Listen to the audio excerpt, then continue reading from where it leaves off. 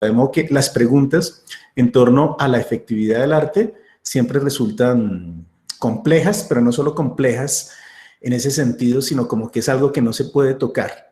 Pero yo personalmente creo que si estamos hablando de arte político, pues toca mirar algunos indicadores que me den cuenta de si eso funciona de acuerdo a los propósitos que tienen los propios artistas. Y por último, desde luego, insertar estas preguntas en torno al discurso de la historia del arte en Colombia. De una vez voy a acomodar la estructura de toda la charla y es presentar 6 tesis, que son 6 hallazgos de esta investigación. La primera tiene que ver con los rostros, literalmente con el rostro que aparece en las fotografías, por ejemplo, y los rastros. ¿Qué son los rastros? Los indicios dejados por las masacres, las desapariciones, etcétera, y cómo eso se convierte en un material creativo, pero sobre todo cómo hay una tensión en esta idea del rostro y el rastro. Lo segundo, comprender el arte como sustituto funcional del ritual funerario. Y si ustedes pues tienen buen oído y siendo sociólogos saben que esto es pura jerga sociológica, ¿no? Sustituto funcional, eso parece teoría funcionalista, efectivamente. Tercero, cómo algunas prácticas artísticas van de la mano con la construcción de memoria histórica en Colombia, y a eso lo he llamado activación del aula. Cuarto, desde una perspectiva muy de la tradición de la historia del arte, hablar del paisajismo de la crueldad y cierta mirada forense en las prácticas artísticas colombianas que colindan con la medicina y con la antropología forense. 5, cómo estas prácticas artísticas que trabajan con comunidades y en territorio, más que la conmoción, buscan la empatía del público. Y por último, algo que creo que atraviesa toda la investigación es una reflexión sobre los dolores heredados, porque en Colombia, cuando abordamos la historiografía de la violencia en Colombia, normalmente hablamos de los odios heredados, ¿no? Parte de la reproducción de la violencia tiene que ver con esos odios, pero es muy difícil encontrar, o yo no encuentro fácilmente una reflexión sobre el dolor, y también hay unos dolores heredados, y esos dolores heredados tienen, creo que, un potencial político y un potencial de transformación social. Entonces, esa es la estructura a partir de los hallazgos.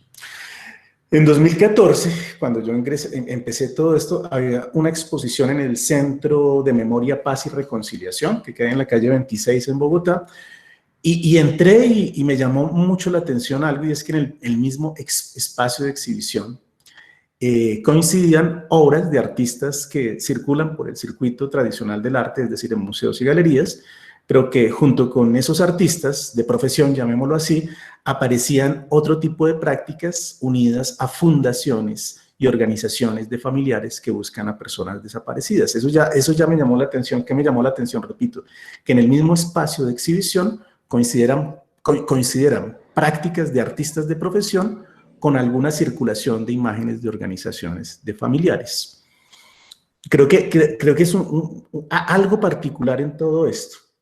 Allá está una obra de Juan Manuel Echevarría llamada Requiem NN, que consiste en una exploración que hace en el cementerio de Puerto Berrío, en Antioquia, y allá en el cementerio, Puerto Berrío queda al lado del río, a la ribera del río, y cuerpos que han tirado río arriba terminan en unos remolinos de esa ribera, y lo que tradicionalmente ha hecho el pueblo por décadas es rescatar esos cuerpos, los llevan a medicina forense les hace unos registros, y lo que hace la población es borrar el registro de medicina forense, colocarle nombre a la tumba y adoptar el muerto, ¿no? Como para contextualizarlos un poco en eso. Entonces, esa exploración la hace Juan Manuel Echevarría con distintos formatos, fotografía lenticular, unos pequeños videos, y tiene también un documental excelente al respecto. Acá en la parte superior derecha hay una obra de Erika Dietes de 2008 llamada Río Abajo, y que consiste en prendas que le han donado familiares de personas desaparecidas o asesinadas. Ella lo que hace es fotografiarlas en un tipo de agua, y este tipo de exposiciones normalmente se hacen en iglesias y tienen efecto como vitral con las imágenes sagradas, etcétera, etcétera. Pero lo primero que se indica acá es que con lo que trabaja Erika Dietes es con ropa que efectivamente perteneció a alguien, un objeto real, eso es un rastro, y que la exploración que hace sobre el cementerio Juan Manuel Echevarría también tiene que ver con las modificaciones que con el paso del tiempo se dan en esos nichos fúnebres, ¿no? Esa es la idea del rastro. Mientras que los familiares de víctimas, como ustedes se dan cuenta, trabajan marcadamente con el rostro de la víctima. Entonces, eso me permitió a mí construir inicialmente una hipótesis y después pude comprobarla. Entonces, voy a leer en qué consiste eso, la relación entre los rostros y los rastros. Las prácticas creativas movilizadas por las organizaciones de víctimas recurren al rostro como evidencia icónica de la desaparición forzada mediante las formas representacionales del centramiento y la frontalidad del retrato, propias de la fotografía judicial y las de identificación ciudadana. La centralidad del rostro le devuelve la identidad a los restos sin identificación de los NN. No, esas imágenes las tenemos presentes porque las vemos con frecuencia en el espacio público, ¿no? Las organizaciones de víctimas que llevan los retablos de sus seres amados desaparecidos o los retablos o las fotografías siempre descansando en el pecho del doliente. Segundo, con respecto a los rastros. Los trabajos artísticos han asumido los límites de la representación y de lo mimético, de modo que para dar cuenta de la desaparición forzada recurren a las imágenes indiciales, es decir, al rastro, o bien mediante la documentación fotográfica o audiovisual, o bien mediante la exploración directa, escultórica y testimonial.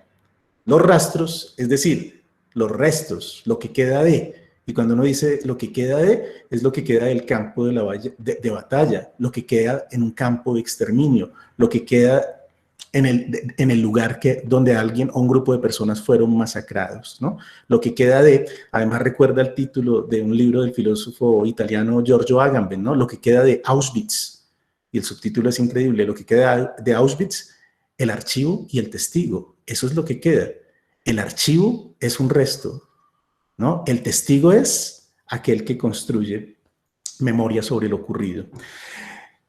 Los rastros, es decir, los restos, lo que queda de testimonia sobre la violencia, la desaparición forzada y el dolor de los sobrevivientes. Entonces, cuando uno ve artistas contemporáneos que asumen el tema de la violencia en Colombia, casi que es una tendencia trabajar a partir de eso, ¿no? Los rastros, como vimos con Erika Dietes, son ropa, los rastros pueden ser también muebles, como en el caso de Doris Salcedo, pueden ser zapatos, pueden ser ruinas de escuelas, como las series fotográficas de Juan Manuel Echavarría tituladas Silencios, ¿no? Esos son los rastros. Algo que me permitió a mí como comprobar esa hipótesis. ¿Cuál es la hipótesis? Que los colectivos de familiares recurren al rostro y los artistas contemporáneos recurren al rastro. Esto es una exposición que hizo una artista francesa, Catherine Ponsard, en Bogotá en 2015, y lo que hizo Catherine Ponsard es con ASFADES, que es un colectivo de familiares que buscan a personas desaparecidas, pedirle que le donaran los retablos que normalmente sacan al espacio público. Y ella en contraprestación, pues iba a devolver unos retablos nuevos. Lo que hizo sencillamente Catherine Ponsard fue, en el espacio de exhibición, colocar estos retablos, tal cual, disponer de los retablos. Y lo que hay abajo es como unos espejos rotos y es la luz que ustedes alcanzan a ver que se refleja en esos retablos. Fíjense que lo que hace un artista contemporáneo, ¿qué es? No necesariamente crear algo nuevo, que a propósito es algo que siempre causa conflicto en el arte contemporáneo, pero sería otro tema, ¿no? Criticar el arte contemporáneo porque alguien diría, pero lo que está haciendo Catherine Ponsard no es nada, etcétera. Si está haciendo algo, ¿qué es lo que está haciendo? Disponiendo de los retablos. Lo que está construyendo es un dispositivo de visión, llamémoslo así. Y ese dispositivo de visión, ¿qué es lo que hace que yo vea cuando veo agrupados esos retablos y pues toda la sala, y dos salas creo que recorrían eso, pues se repetía y se repetía constantemente? Creo que lo que trata de hacer Catherine Ponsard es mostrar, y repito que esto comprueba mi hipótesis de esa distinción entre el rostro y el rastro, lo que hacía Catherine Ponsard en esta exposición era disponer los retablos que muestran el rostro, pero a partir del rostro que el público se dé cuenta de los rastros que quedan en la materia de ese retablo. Y cuando hace un acercamiento, acá no lo puedo hacer, un acercamiento, ¿qué es de lo que uno se percata? Que esos retablos están completamente carcomidos por el tiempo, consumidos por el moho, y lo que me da cuenta ese indicio, que es un rastro, es algo bastante cruel, que pueden pasar décadas con estas personas que sacan al espacio público esos retablos y sus seres amados no aparecen ni son encontrados. De modo que el rastro que se marca en ese rostro me da cuenta casi que de un olvido estructural por parte de la sociedad y por parte del Estado. Y creo que como artista contemporánea, eso es lo que interesaría. Vuelvo a repetir la palabra, pues construir un dispositivo de visión, disponer de eso y que nosotros como público nos percatemos precisamente de eso, de esos rostros que ahora parecen fantasmagóricos, ¿no? Parece que se desaparecieran y si desaparecen, repito, lo que me está indicando la materia es que llevan meses, años y hasta décadas saliendo al espacio público. Sobre esta relación de arte y violencia hay dos investigaciones muy interesantes, una de Álvaro Medina, que es historiador, y otra de María Margarita Malagón, que es filósofa e historiadora del arte. El primero ya es un clásico, tiene que ver con la curaduría que hizo Álvaro Medina en el Museo de Arte Moderno de Bogotá, creo que en 1998-1999, y esa curaduría llevó el nombre de Violencia en Colombia y salió un catálogo que yo tengo por acá. Álvaro Medina, ¿no? Álvaro Medina, sí. Este catálogo, ¿no? Este catálogo que pues también es un texto de referencia muy importante. Y allí, pues creo que es el primero que se aventura, para el caso de la historia del arte en Colombia, a plantear como una periodicidad de esa violencia y construye tres periodos de esa relación entre arte y violencia. La primera sería la violencia bipartidista entre las décadas del 40 y del 60, la segunda la violencia revolucionaria unida a las luchas guerrilleras en Latinoamérica y en Colombia entre los 60 y el 80, y por último lo que él llama una violencia narcotizada desde mediados de la década del 80. María Margarita Malagón construye ya no un periodo, sino unos modos de hacer artísticos diferentes que de alguna manera coinciden con esta periodicidad. El libro de María Margarita Malagón se llama El arte como presencia indéxica. Es su tesis de doctorado en la Universidad de Texas. Fíjense, el arte como presencia indéxica. Ya vimos que lo indéxico es el rastro o el indicio, ¿no? Y está hablando de una presencia, de una materia. Y estudia tres casos, que son Beatriz González, Óscar Muñoz y Doris Salcedo. Para dar cuenta de eso, me parece que es muy claro en el caso de Doris Salcedo y en el de Óscar Muñoz, esta idea de la presencia indéxica, y construye una tesis para dar cuenta como de dos periodos. Dice, las obras de los años 50 y 60, y tendríamos esta de 1962, La violencia de Obregón, desarrollaron un lenguaje visual, simbólico y altamente expresivo.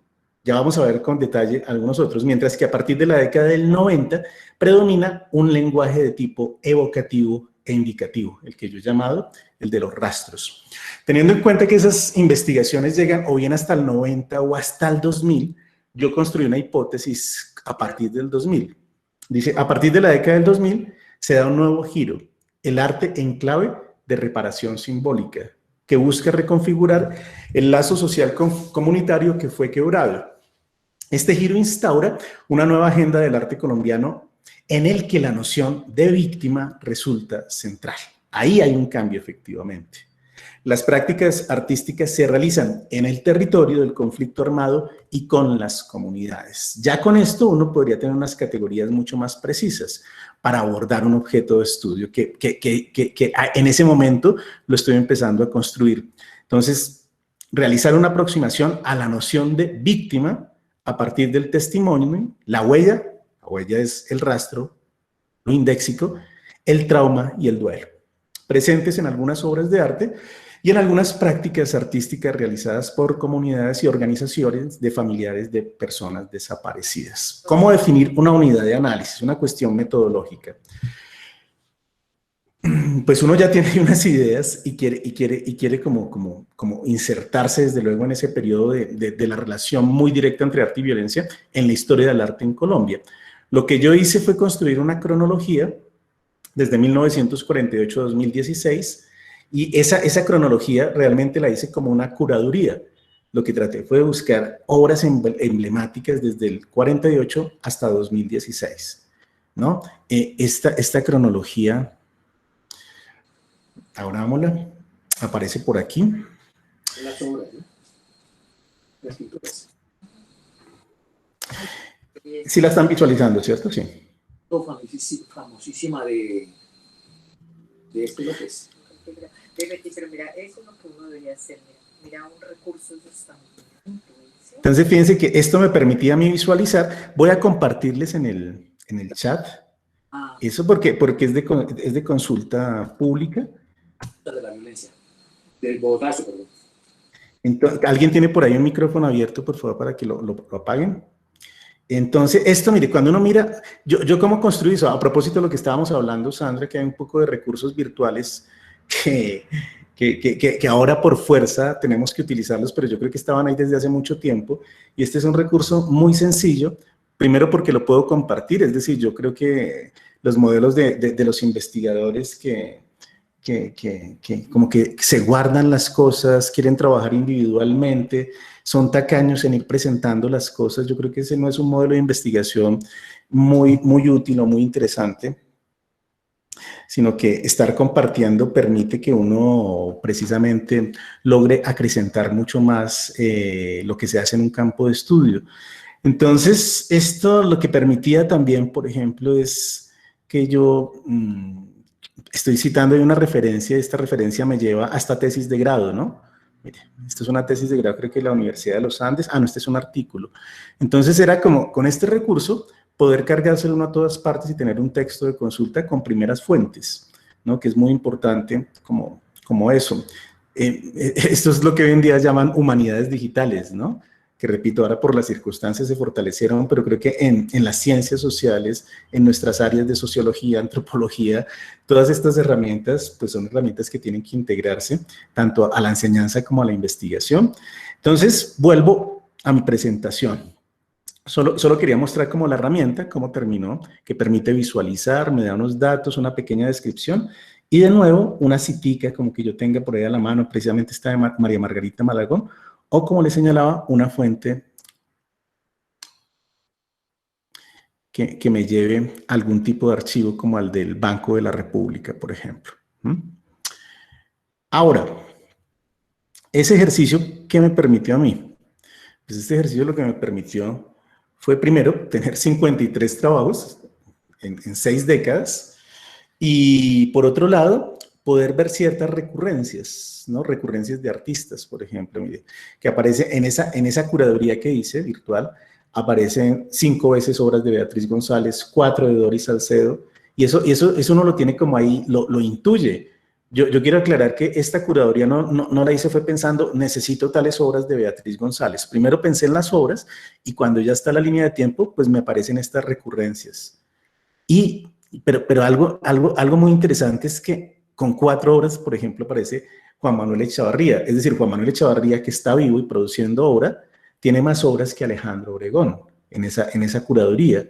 Aparece un artista joven, digamos, que es Erika Dietes, con 3 obras.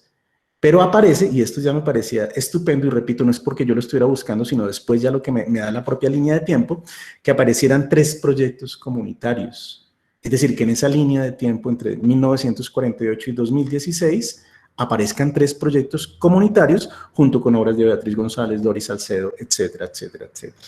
Es decir, hay más proyectos comunitarios que la presencia de Débora Arango o José Alejandro Restrepo. Y los 3 proyectos comunitarios son el Parque de la Memoria de Trujillo Valle, el Salón del Nunca Más de Granada, Antioquia, y los telares que hacen las tejedoras de Mampuján, que efectivamente están allí, que dan cuenta de unos modos de hacer hoy en día en estrecha relación con lo que hacen artistas contemporáneos en los territorios del conflicto. Entonces yo tengo ahí ya una unidad de análisis, y esa unidad de análisis lo que me permite a mí es visualizar algunos tipos de transformaciones en los que, llamémoslo así, modos de hacer artísticos. Entonces, con lo que María Margarita Malagón llamaba un lenguaje simbólico y altamente expresivo, podríamos tener estos 2 casos, ¿no? El caso de los grabadores colombianos entre la década del 50 y el 60, que son grabadores muy famosos, ¿no? Desde el punto de vista técnico, los grabadores colombianos tienen bastante altura, pero también hay que señalar que esa altura y ese derroche técnico es inseparable también del tema de la violencia. Y uno sabe que de todas formas lo que hacen estos grabadores está en estrecha relación con lo que hace Goya en los grabados en desastres de la guerra, ¿no? ¿Qué es lo que aparece aquí? Pues lo que aparece es directamente el dolor sin ninguna mediación, ¿no? Y aparece también una indicación de Goya con el grabado que está haciendo. Dice, esto es peor, yo lo vi, así fue, de modo que el artista se coloca en el lugar del testigo, que también es muy importante señalar eso. Tenemos pues, una gran cantidad, pero estas son muy famosas, ¿no? La de Luis Ángel Rengifo, Piel al Sol, pues lo que aparece es la piel de una mujer tendida, como si fuera la piel de un animal que va a ser curtida, ¿no? Y con un juego allí simbólico que, si se dan cuenta, esto es como el mapa de Colombia, ¿no? Pero invertido, está al revés. Entonces, creo que estos recursos simbólicos y altamente expresivos, lo que buscan en el arte, lo que hace Goya, y lo que hace Goya con respecto a una tradición del arte occidental, es quebrar con lo que se conoce como una pathos formel o una fórmula emotiva en el arte. Esta idea de la pathos formel es una palabra que se inventa un historiador llamado Avi Warburg y que tiene mucha potencia en los procesos que uno hace de investigación en torno a las imágenes. Lo que hace efectivamente Goya es quebrar con esa pathos formel que concilia la tortura y el dolor con cierta placidez o con cierto goce, que se encuentra ya en el conjunto escultórico de Laoconte y en esta copia romana que se extrae y se descubre en el siglo XVII o XVIII, siglo XVIII creo. Hay un libro maravilloso de un historiador del arte norteamericano que se llama Stephen Eisenman, y el libro se titula El efecto Abu Ghraib. El efecto, y si le suena Abu Ghraib, pues es la cárcel donde soldados norteamericanos torturaban a soldados prisioneros iraquíes, ¿no? Y en este libro, esta investigación de Stephen Eisenman, vincula esas imágenes de la tortura con una tradición que se extiende desde el arte helenístico hasta el arte cristiano, y tiene que ver con esto, como conciliar la tortura con el goce. Y eso podría plantear unos problemas desde el punto de vista ético. Cuando uno ve a este sacerdote, al Laoconte, que está siendo devorado por unas serpientes y sus hijos también, pues lo que uno ve es esta torsión del cuello, los ojos como mirando hacia arriba y la boca entreabierta, pues parece que no estuviera sufriendo, o como que ese momento estuviera acompañado de cierta liberación. Y si uno ve esta copia, la romana, y ve, por ejemplo, esculturas tan famosas como la de Bernini, que no la tengo aquí, pero ustedes seguramente la tienen en la memoria, que es el éxtasis de Santa Teresa, se dan cuenta que el éxtasis de Santa Teresa también tiene esta misma torsión del cuello y mirar hacia arriba, y el éxtasis místico, pues se puede confundir aquí como ese tenue gemido de angustia, como lo llama Winkelmann. Winkelmann es con el que comienza propiamente la historia del arte como una disciplina moderna. De la contemplación del grupo de Laoconte, Winkelmann concluyó en 1755 que la esencia de la escultura griega era una expresión de una noble sencillez y serena grandeza. Y dice Winkelmann, allí donde se instala el mayor dolor, se instala también la mayor belleza. Lessing también rechazó la idea de que la escultura griega representara la tortura, viendo en ella solo un tenue gemido de angustia. Creo que viendo esto, más lo que dice Winkelmann y Lessing, puede uno comprender cuál es la ruptura, por ejemplo, en 1810 de Goya con respecto a esa pathos formel que concilia la tortura con la belleza. Acá no hay nada de belleza, ¿no? En esto tampoco hay nada de belleza. Es decir, que Goya tiene una influencia. Eso es lo propiamente moderno de Goya, y que esa influencia llega hasta los grabadores colombianos. Y de hecho a esto uno podría llamarle una estética de la fealdad, si lo entiende desde la perspectiva de Theodor Adorno, ¿no? Theodor Adorno construye una estética de la fealdad que tiene que ver con la fragmentación, la discontinuidad, la disonancia y la oscuridad o lo lúgubre, ¿no? Uno encuentra aquí la fragmentación, efectivamente lo discontinuo, lo que pierde un orden. En lugar de estar verticales, los cuerpos están invertidos, por ejemplo.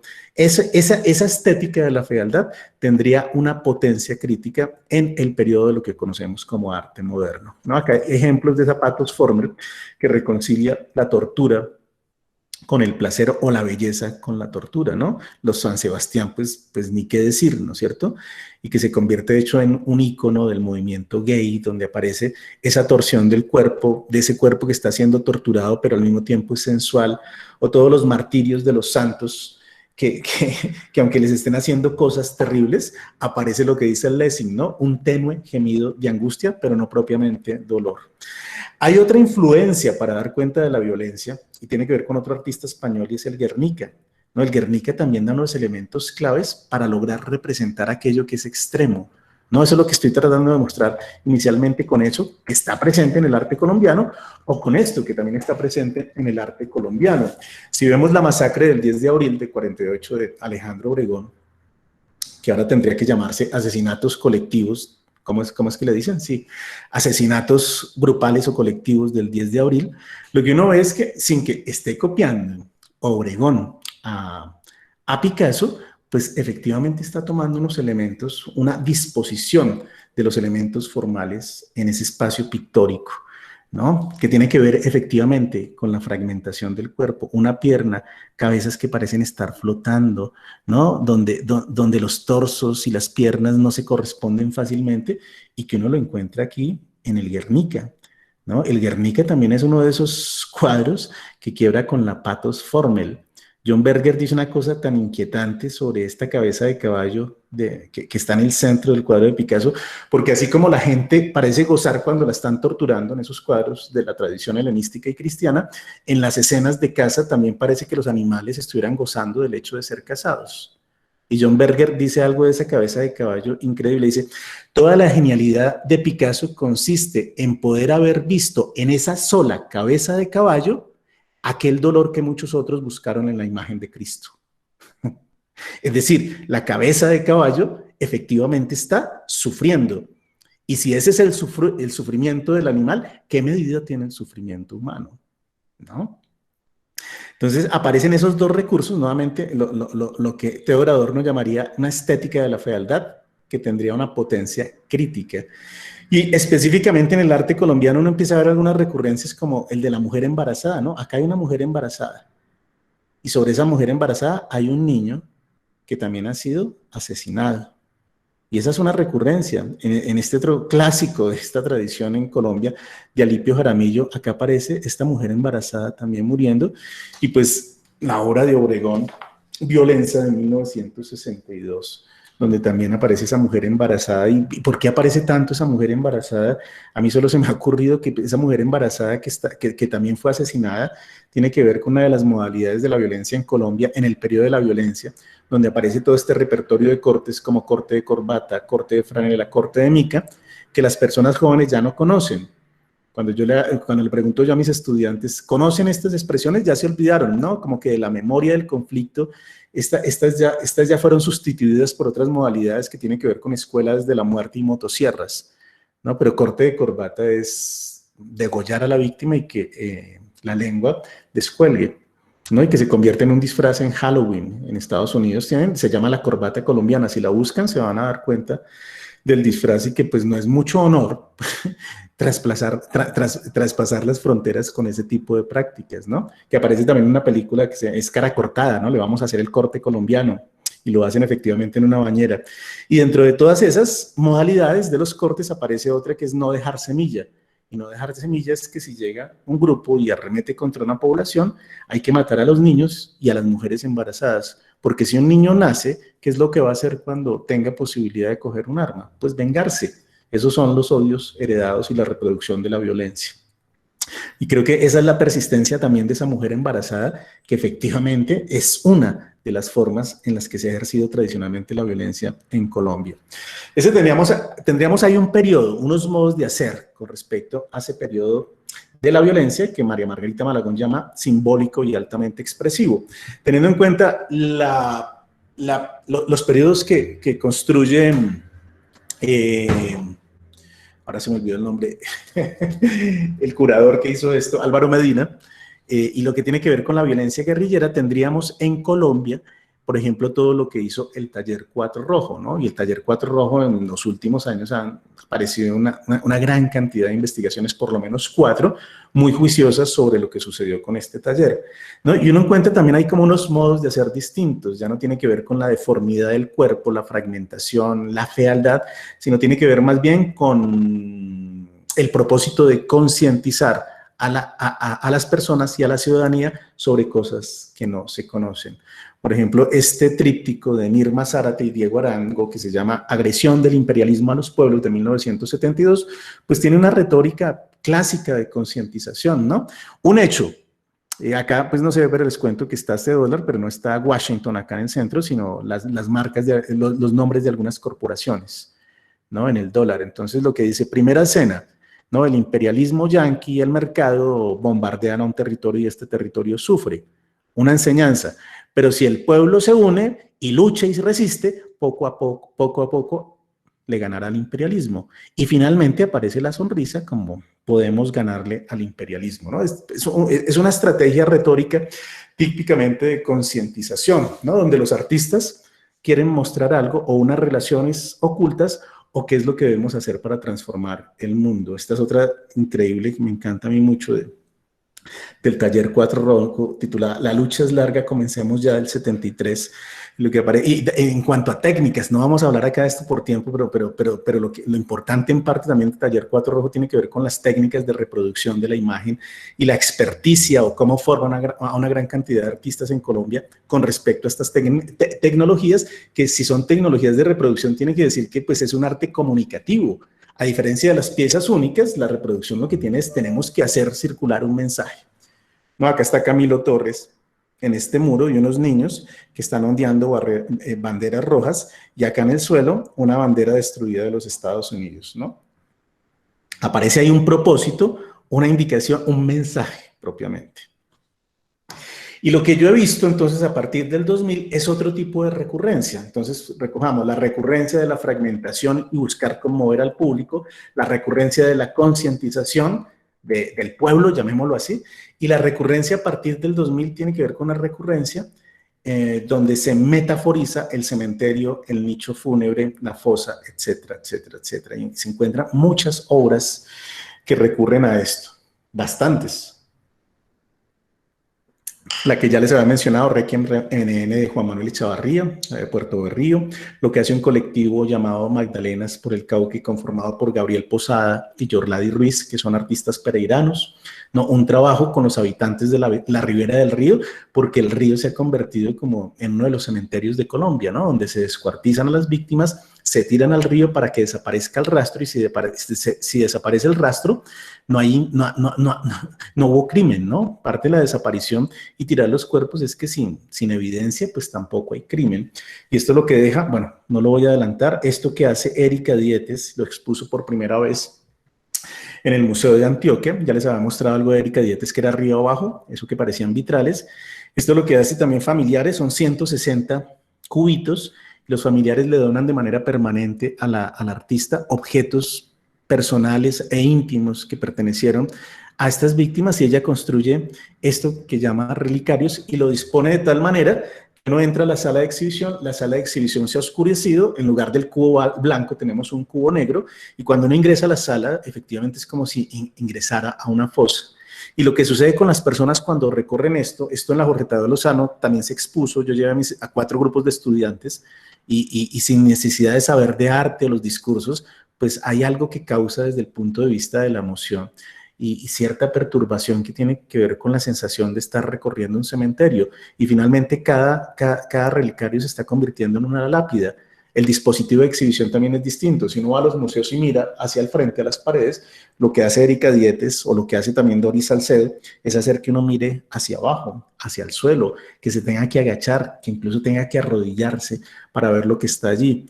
La intervención que hace Beatriz González en unas ruinas del cementerio central de Bogotá, donde los nichos están completamente vacíos, y es una imagen siniestra. Esa imagen siniestra, dice Beatriz González, es como si los fantasmas estuvieran saliendo de allí, de modo que hay que hacer como una acción de sellado, y lo sella con estas imágenes que se repiten, que son cargueros, ¿no? Los cargueros son imágenes de cuando hay masacres y tiran en el monte los cuerpos, pues cogen un palo, una sábana, y para sacar los cuerpos los colocan allí, que parece también como si se estuviera llevando un animal. Ahora, acá de qué estamos hablando, no solo del cementerio y la metaforización del cementerio, sino de los rastros y el indicio, ¿no? Todos estos son indicios. Y el antecedente tal vez de estos indicios tiene que ver con esta obra de Doris Salcedo de 1992 llamada Atrabiliarios. Parece una fotografía, pero no es una fotografía, ¿no? Son zapatos que ella dice que obtuvo de territorios del conflicto, que pertenecieron realmente a personas, Y cómo dispone de esos zapatos, construye una falsa pared en el espacio de exhibición, hace un nicho en esa falsa pared, introduce los zapatos y después los sella con vejiga de vaca y el tejido que se hace entre la vejiga y la pared es un tejido post-mortem, el que se hace en las autopsias. Y esto se repite y se repite, ¿no? Esta es la otra cosa, ¿no? La idea de la repetición en todas estas obras también me llama mucho la atención, no solo la metáfora del cementerio, sino la reiteración de la misma imagen. De modo que estos zapatos se repiten, se repiten, se repiten. Yo no he podido ver nunca esa obra, pero cuando alguien la ha visto, le pregunto y sucede algo como lo que sucede visitando esto de Erika Dietes. Hay algo ahí que uno no puede explicar muy bien, pero sucede.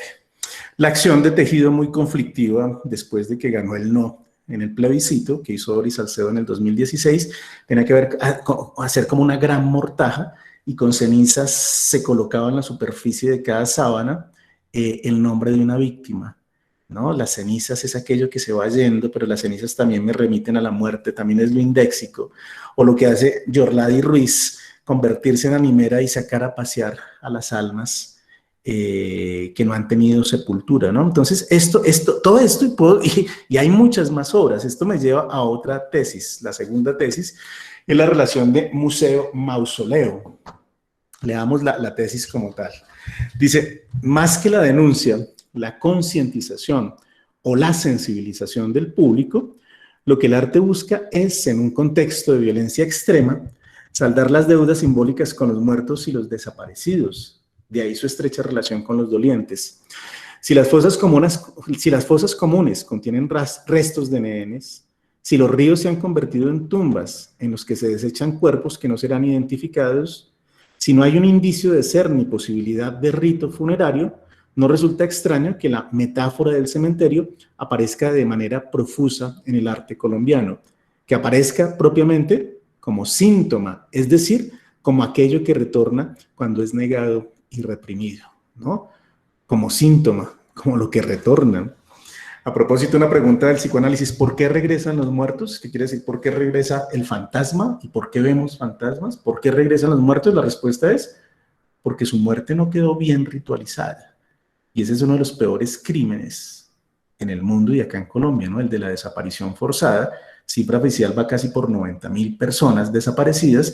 Lo que sucede con el desaparecido es que deja a los familiares sin la posibilidad de ritualizar el rito funerario, y el rito es indispensable para separar el mundo de los muertos y el mundo de los vivos. Eso es lo que se le niega a los dolientes. Y cuando se niega eso, pues ya no es posible seguir viviendo la vida tan fácilmente.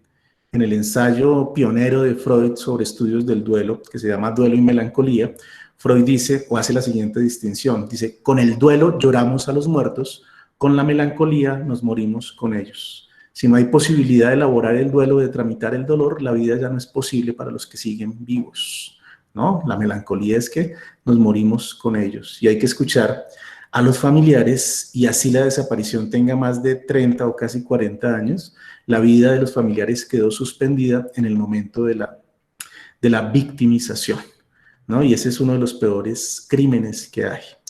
Entonces, en este contexto y con esa metaforización del cementerio, ¿no? La metáfora del cementerio, pero también aparece otro recurso retórico que creo yo que es el de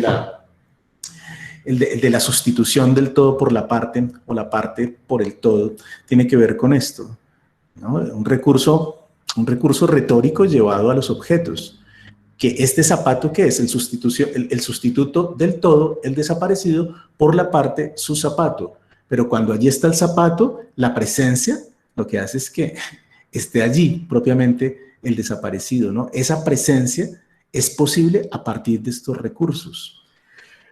Creo que voy a mostrar otra, pero lo puedo adelantar. Ahora vuelvo a hablar de eso.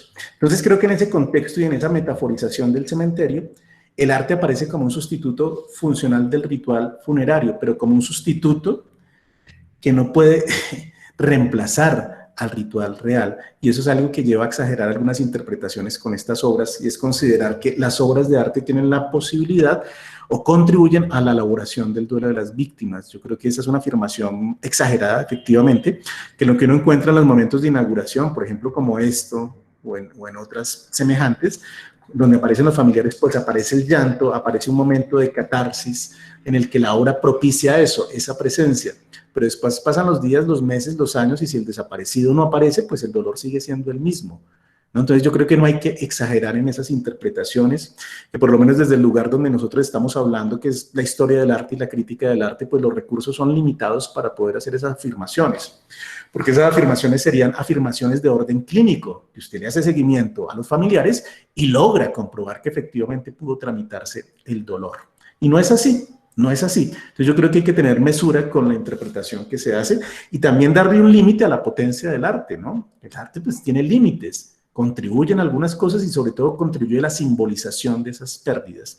Las representa, es decir, las simboliza, pero no puede ni registrarlas ni reconocerlas. Las reconoce el perpetrador, dice, yo lo asesiné y tiré los cuerpos en tal lado. No, el que la reconoce es el que perpetró el hecho. Y quien la registra la tiene que registrar el Estado. Por ahí habría unos micrófonos, creo, entonces. Tener mesura para eso. Con respecto a la efectividad del arte político, ya podríamos, que les había dicho al comienzo de la charla, que es algo de lo que no gusta hablar, pero creo que uno podría tener algunos objetivos con lo que he mostrado. Por ejemplo, los grabadores y violencia de Obregón, lo que se busca es conmover al público. ¿Cuál sería su función? Sensibilizar al público sobre una situación atroz. Taller 4 rojo, la guerra es larga, la lucha es larga, comencemos ya. Lo que busca es concientizar. ¿Cuál es su función? Hacer ver las relaciones ocultas de la sociedad. Mientras que con las últimas diapositivas que he mostrado, creo que los objetivos ya no tienen que ver con la conmoción y la concientización, sino con movilizar a la ciudadanía y activar el habla de las víctimas y de los perpetradores. No voy a detallar mucho esto como por tiempo. Otro aspecto metodológico, así como construí una línea de tiempo entre el 48 y el 2016, después las obras, esa unidad de análisis de artistas contemporáneos, todo esto que mostré acá y otras, empecé a georreferenciarlas. Entonces, bueno, no voy a abrir los vínculos por tiempo, lo mismo, pero uno va pinchando allí y se despliega la imagen, algunos datos, pero georreferenciarlo a mí me dio unos datos muy importantes. Si uno mira, mire, estas obras que están en el norte y se extienden a, esto sería Bojayá, también el nororiente, Cúcuta, los hornos crematorios de los paramilitares, y todo lo que es el occidente y el suroccidente, pues está, mire que esas prácticas artísticas hechas en comunidad coinciden con algo, y otras que aparecen por acá en el Caquetá. Mire, si uno mira estos puntos y los superpone aquí, me muestra la misma secuencia, el norte, el nororiente, el occidente, el suroccidente colombiano. Estos punticos, ¿de dónde se extraen? De algo que se llama cartografías del conflicto y lo pueden consultar, creo que es una herramienta buenísima, pues voy a aprovechar y les pego el vínculo.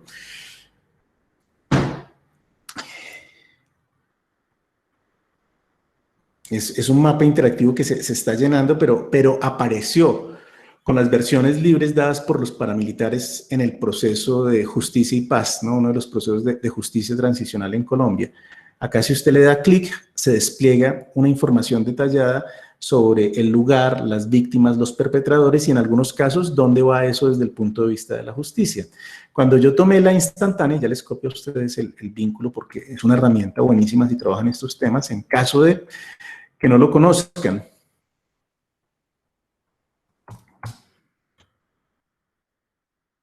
Del conflicto, cuando yo tomé la imagen, como se dan cuenta, tenía colorcitos, ya no la tiene, y estos colorcitos indicaban los perpetradores. Los verdes paramilitares, los rojos guerrilla, los amarillos creo que fuerza pública y los azulitos creo que no identificados, algo así.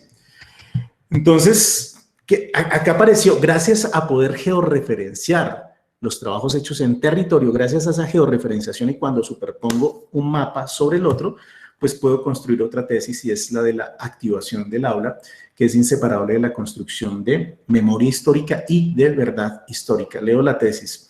La Ley de Justicia y Paz 2005 despejó territorios dominados por grupos armados no solo para las ONGs y los investigadores judiciales y académicos, sino que al mismo tiempo puso a los artistas en contacto con las víctimas del conflicto. En las prácticas artísticas concentradas en los territorios del conflicto armado, las víctimas dejaron de ser una noción lejana construida mediante recursos visuales rutinarios y tradicionales, es decir, mediante fórmulas que hasta algún momento resultaron eficaces en el campo del arte colombiano. Pensemos en las de los grabadores.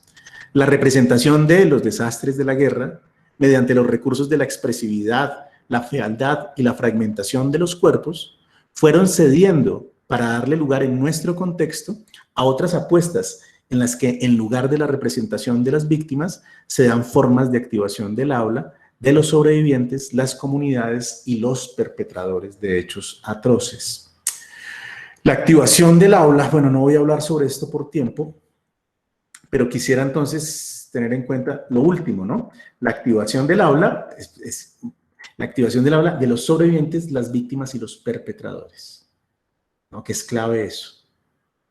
Creo que muchos de los trabajos que se hacen en el territorio, aunque finalmente se expongan de manera tradicional en los circuitos de circulación del arte, galerías y museos, creo que lo más interesante a veces no es lo que se expone, sino el proceso y el trabajo en el territorio.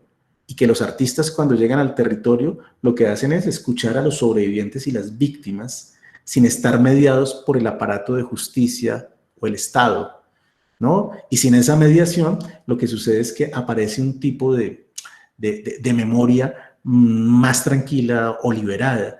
Me parece que estos artistas o este tipo de arte, más que para ver, es un tipo de arte o una práctica que está hecha con el andar y el escuchar, ¿no? Que los artistas lo que hacen en primer lugar es como abrir la oreja, escuchar y construyendo relaciones de años con las comunidades. Claro, hay unos artistas que son como instrumentalizan todo esto, llegan a una comunidad y se van, pero lo que a mí me interesa son trabajos de artistas que llevan trabajando con la comunidad entre 5 y 10 años. Eso es lo que a mí me interesa. Entonces, para dar cuenta un poco de esta activación del aula y lo importante que es lo auditivo y la voz en estas prácticas, aunque finalmente uno ve algo expuesto, me parece que lo más importante, repito, es el andar del territorio y la escucha. Juan Manuel Echavarría, con su fundación Puntos de Encuentro, en el contexto de Justicia y Paz de 2005, donde en Bogotá y en otras ciudades se hicieron albergues temporales para que estuvieran allí desmovilizados de las AUC y de algunos guerrilleros que quisieran acogerse a Justicia y Paz, hizo esto que se recogió, son más de 200 pinturas hechas por excombatientes de las AUC, FARC y el ELN y soldados del ejército colombiano heridos en combate, talleres de pintura, unos talleres de pintura hechos por soldados rasos. Y aquí aparece, y pueden consultar desde luego toda la serie, aquí aparece algo que no es fruto de la imaginación, sino que precisamente esos excombatientes o desmovilizados narran visualmente cosas que efectivamente ocurrieron. El descubrimiento de los hornos crematorios cerca a Cúcuta. Esto se llama La novia en Caquetá y lo que está narrando acá un exguerrillero es cómo le quitan el corazón a un campesino llamado Luis Cardona, ¿no? De modo que todo esto y estos recursos que suponen una activación del aula que va acompañado de un recurso visual se convierten también en evidencias de lo que ha ocurrido en la guerra y en algún momento, de hecho, podrían potencialmente convertirse en pruebas judiciales, que es algo que trabaja, por ejemplo, Yolanda, se me olvidó el apellido en este momento, de Yolanda, de la Universidad Externada de Colombia, ahora recuerdo el nombre de ella. Entonces, creo que podría pasar como acá algunos detalles por tiempo. Creo que con respecto a estas prácticas, a veces se plantean preguntas que yo creo que son incorrectas y es, ¿qué hace el arte con las personas? ¿No? ¿Qué es lo que puede hacer el arte con las personas? Pero cuando uno invierte la pregunta, yo creo que aparecen cosas muy interesantes y no es tanto qué hace el arte con las personas, sino qué hacen las personas con el arte. Por ejemplo, esto hace parte de lo de Erika Dietes, los relicarios, que ella en compensación, cuando le han donado de manera permanente los objetos, toma una fotografía y la devuelve a los familiares. ¿Y qué sucede esa fotografía? Que esa fotografía pasa a estar en el altar doméstico que existía desde hace años y que está acompañado de algunos rituales unidos a la religión, ¿no? No, la obra de arte no es algo que se eleva, sino más bien la obra de arte es algo que se nivela dentro de las prácticas domésticas que ya existían antes de que apareciera un artista como mediador. Cuarta tesis, y tiene que ver con tiene que ver un poco con lo que estaba indicando a partir de esas pinturas que hacen los soldados rasos de estos grupos armados. Y es que en el arte colombiano, y es de larga tradición, pero se ha transformado en la última época, hay algo que colinda entre la mirada del artista y la práctica de la medicina y la antropología forense. Aparecen constantemente árboles en los relatos de las víctimas y de los perpetradores, como acá, que pues no lo puedo detallar, que es este árbol del higuerón, ¿no? Y la memoria del exguerrillero está unida al árbol del higuerón. Y el cuadro, que tiene 8 paneles, se concentra en el 6º panel y lo titula El corazón, por lo que está ocurriendo allí. Y el árbol efectivamente existe. Más de 10 años después de pintados estos cuadros, Juan Manuel Echavarría va con algunas de las personas que pintaron estos cuadros a los territorios, efectivamente, y hace con un dron el recorrido de eso, y es impresionante cuando el dron recorre ese territorio, cómo coinciden, todo esto coincide, el número de casas, de calles, y efectivamente todavía está el árbol del higuerón allí, ¿no? La activación de la memoria en estos relatos es impresionante, pero también es impresionante que los árboles aparezcan constantemente en los relatos de los sobrevivientes, de las víctimas y de los perpetradores. Esta es una fotografía tomada por una antropóloga forense, Helka Quevedo, y tiene que ver con un árbol que está en Belén de los Andaquíes, y en Belén de los Andaquíes fue donde descubrimos que existía algo que se llama escuelas de la muerte, ¿no? Donde se entrenaban paramilitares en formas de tortura, personas que las llevaban a un calabozo, se tomaron el pueblo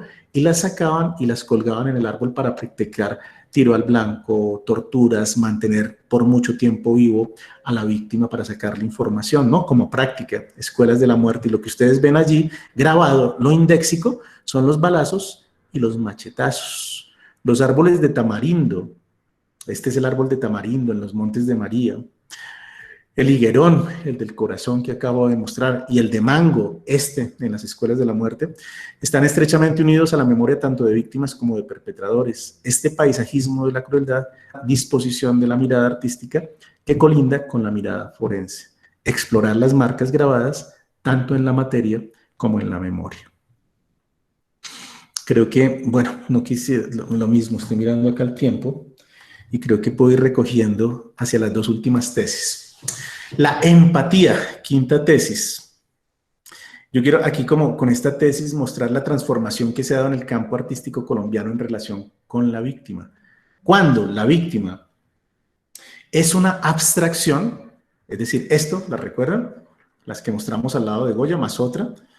Cuando la víctima es una abstracción, los artistas tienen licencia para describir desollados con preciosismo formal o atacar y transgredir una figura hasta la desfiguración, cuando la víctima es una abstracción. Otra cosa ocurre cuando la víctima tiene rostro y nombre, cuando los artistas caminan el territorio y entablan relaciones con las comunidades, en lugar del repudio que produce la deformación. Lo que se busca es la empatía del espectador mostrando la dignidad de la víctima mediante los objetos que le pertenecieron a través de la solidaridad que aparece después de la barbarie, poniendo en evidencia la fortaleza de los sobrevivientes. Y eso es lo que uno encuentra, por ejemplo, en la fotografía de Jesús Abad Colorado, como en las obras de los otros artistas que caminan el territorio. La víctima tiene nombre, biografía, pero además se estrechan relaciones duraderas con ellas, se convierten en padrinos de los hijos o del matrimonio, los invitan a los cumpleaños. Y cuando hay esa relación, pues la víctima ya no puede ser esto. Efectivamente se ha dado una transformación y esa transformación busca que se construya una empatía con el observador, como sucedió con la exposición de Jesús Abad Colorado, El Testigo y las 500 fotografías. Y esa exposición duró 2 años en el claustro de San Agustín aquí en Bogotá. Y lo visité muchas veces con estudiantes y también observaba a las personas que iban allá y lo que sucede es algo especial. Creo que no busca conmover o hacer que se aparte la mirada, sino otro tipo de sentimiento que es la empatía y es poder colocarme en el dolor del otro. Y esa tesis está en estrecha relación con esta otra, la de los dolores heredados. En esta fotografía está Teresa San Juan y Teresa es hermana de Alfredo y Humberto San Juan, que fueron aquellos que pintaron la imagen del Che en la Universidad Nacional y fueron desaparecidos en 1982. No puedo detallar acá esta obra que se hizo con colectivos de familiares y un artista llamado Zair García. Acá hay unos cubitos donde están las imágenes de las víctimas, como siempre portadas en el pecho. Pero yo estaba allí presente y después cuando ya vi las fotografías de ese evento, donde yo también grabé un video, pues esta fotografía para mí resultaba como muy, muy dolorosa verla una y otra vez. Y es que en esa sola fotografía lo que uno podía ver es que en el caso de la violencia en Colombia, las nuevas generaciones nacen con el dolor incorporado. Aunque han pasado casi 40 años desde la desaparición de su hermano, ese dolor lo llevan su hija y lo llevan también su nieta. Y la nieta lleva aquí los 2 cubitos con las imágenes de sus tíos, ¿no? Esos son los dolores heredados. Ahora, ¿qué tienen los dolores heredados? Voy a leer como la posición que yo tengo al respecto. En la historiografía de la violencia en Colombia resultan frecuentes las referencias a los odios heredados, mientras que las referencias a los dolores heredados son inexistentes. Los odios heredados solo pueden comprenderse bajo la lógica antagónica amigo-enemigo, la venganza, mientras que los dolores heredados evidencian formas agonistas de integración comunitaria y activación política de las víctimas y los sobrevivientes, la justicia. Hay algo que algunas prácticas artísticas han logrado evidenciar y activar en nuestro contexto: el potencial político y afectivo de los dolores heredados. Y entonces, hasta ahí llego. Así que podemos abrir el micrófono o el chat para que ustedes planteen preguntas o hagan participaciones. Buenos Yolanda, muchas gracias. Yolanda Sierra, gracias a quien estimo mucho como persona y además como investigadora y que está explorando esta relación entre el arte y el derecho. Sí, bueno, pues muchísimas gracias por tu sugerente presentación y bueno, abrimos el espacio para las preguntas del público, preguntas, comentarios, reflexiones en torno a la presentación del profesor Elkin Rubiano. Buenos días. Buenos días. Es que era para recordar que por favor llenen el formato de asistencia. Lo voy a pegar a personas que llegaron después de que se puso en el chat, para que por favor llenen el formato. Y bueno, no sé cómo sería la dinámica de solicitar, digamos, la intervención. Yo propongo que sea aquí mismo en el chat, que las personas que quieran intervenir, pues vayan pidiendo allí la palabra. Me parece que sería una buena dinámica para que no nos interrumpamos entre nosotros. Gracias. Sí, de acuerdo, de acuerdo. Luis Alberto Sánchez, por favor, tiene la palabra. Buenos días, ¿me escuchan? Perfectamente. Gracias. Bueno, tuve la oportunidad de trabajar. Una cuestión, cuando intervengan, díganos de dónde vienen, porque creo que hay de varias ciudades y pues me interesa también saber. Sí, disculpe, soy Luis Alberto Sánchez de Palmira, actor de teatro y es una licenciatura en Pedagogía Reeducativa y desde esta dinámica pude participar trabajé en bienestar familiar, en la unidad móvil, en el año 2010, en atención a población en situación de desplazamiento en todo el valle, y pues tuve entre comillas, la experiencia, pues, de vivir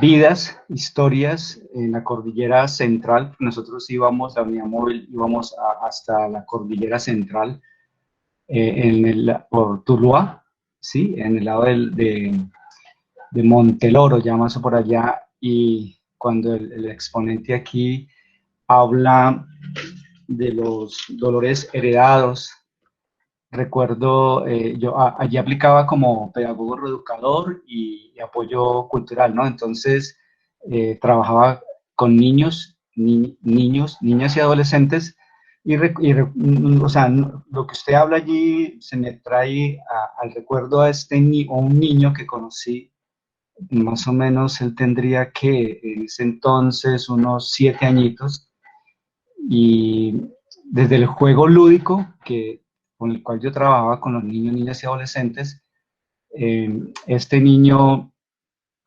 referenció desde su imaginario. Yo trabajé con pues lo que uno llama, mal llamado bombas, ¿no? Que son los globos. Trabajaba mucho con globos de colores, pues para minimizar un poquito ese efecto de la violencia en esta población. Y este niño resulta que cogió ese globo y apenas lo cogió, él cayó al suelo, ¿sí? Y entonces, desde su imaginario, luego él me decía, lo que pasa es que esa bomba me recuerda cuando llegaron los paramilitares a la casa, a la finca, y nos invadieron con bombas, ¿sí? Entonces, yo me pregunto, este niño en este momento, porque él decía, tengo odio, y cuando sea grande voy a matar, ¿sí? Voy a matar a los enemigos, a los que mataron a mí, porque él vio. Él me dijo, mi papá me dijo, corre, hijo, corre, y él vio, se escondió, pues, detrás de unos árboles cuando, pues, masacraron a su familia. Entonces, este recuerdo a mí obviamente me tocó muchísimo, y esto que se está hablando me hace recordar pues cómo desde el arte también se hace referencia a todo esto Sí. que pasó. Sí, Luis Alberto, es que yo me he encontrado con cosas, es con el potencial transformador, potencial que tiene el arte en construir otros tipos de afectos y sentimientos, que como país lo necesitamos. Nosotros sí tenemos que superar el discurso del odio, que es inseparable de la venganza, ¿no? Es eso. Voy a contar una historia, por ejemplo, de Juan Manuel Echavarría, con una serie de videos que se llama Bocas de Ceniza. La pueden consultar, Bocas de Ceniza, Juan Manuel Echavarría. Es muy fuerte verla, son 8 cantos. Esos 8 cantos son de víctimas que están narrando con músicas locales lo que ocurrió. Y lo que hace es como compilarlas. Y uno de esos cantantes, que tiene 16 años tal vez, se llama Noel Palacios, y él es uno de los sobrevivientes de Bojayá. Y Noel canta lo que vio en Bojayá, cómo sus compañeros murieron, cómo vio los cuerpos de los niños, y sin embargo, él se vinculó con puntos de encuentro y vive acá en Bogotá, y trabaja muy estrechamente con Juan Manuel cuando se hacen montajes. Él trabaja como montajista, tiene un proyecto musical, y él se hace llamar el negrito del swing, hace música como tal, y él fue uno de los talleristas de la guerra que no hemos visto, fue uno de los talleristas, es decir, que le dio talleres de pintura sin saber de pintura, porque estos talleres es otro tipo de efecto, pero sirvió como talleristas, y dentro de las personas a las que les estaba enseñando a pintar, pues estaban excombatientes de las FARC, ¿no? Y Noel Palacios, pues no es el de la historia de la venganza y el odio, sino el de la reconciliación, e incluso el que puede dar algo con aquellos que fueron perpetradores. Repito que entonces hay un potencial efectivamente afectivo, no en el arte, sino llamamos en las prácticas creativas, en las prácticas artísticas en un sentido muy amplio, tanto para los que participan directamente allí, como para los que se involucran con estos procesos o los pueden presenciar, ¿no? Yo creo que hay una necesidad de transformar las metáforas, incluso la manera en que hablamos, y que esa manera tiene que conducirnos al lenguaje.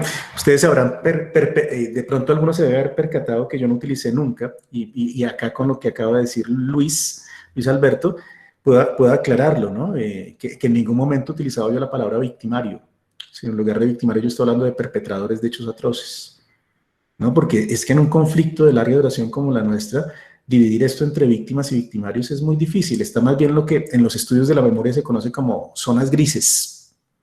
Y las zonas grises, ¿a qué nos llevan? Que aquel que señalamos de victimario hoy en día muy posiblemente fue una víctima del pasado. Entonces, ¿dónde está la distinción entre víctima y victimario? Por ejemplo, alguien que haya asaltado un pueblo de las FARC y haya matado a 3 policías y hayan además caído en ese ataque de población civil, un guerrillero de 30 años. Pues lo muy probable es que con ese guerrillero de 30 años es que fue reclutado cuando tenía 13 años contra su voluntad. Entonces uno tiene que transformar también la misma concepción que tiene este conflicto, de amigos y enemigos, y creer que eso se puede dividir tan tajantemente. Es tenaz escuchar el relato del niño con la bomba y que desde muy pequeño dice que va a cobrar venganza. Pues ahí es donde no vamos por buen camino. Ahora, para que no haya venganza, ¿qué es lo que tiene que aparecer? Verdad y justicia, ¿no? Porque la verdad ya es una forma de reparar a la víctima, que los perpetradores reconozcan los hechos, ¿no? Y que haya justicia, no la justicia ordinaria. Para salir del conflicto tengo que aprobarle la justicia transicional, así no nos guste, o no le guste a la mayoría, ¿no? Pero creo que una de las formas de romper con ese vínculo es, primero, que haya verdad de los hechos y que opere algún tipo de justicia, como la justicia restaurativa, por ejemplo. Creo que allí sigamos entonces en el orden de... bueno, modera tú y ve dando la palabra. Gracias. John Hidrobo. Bueno, muy buenos días.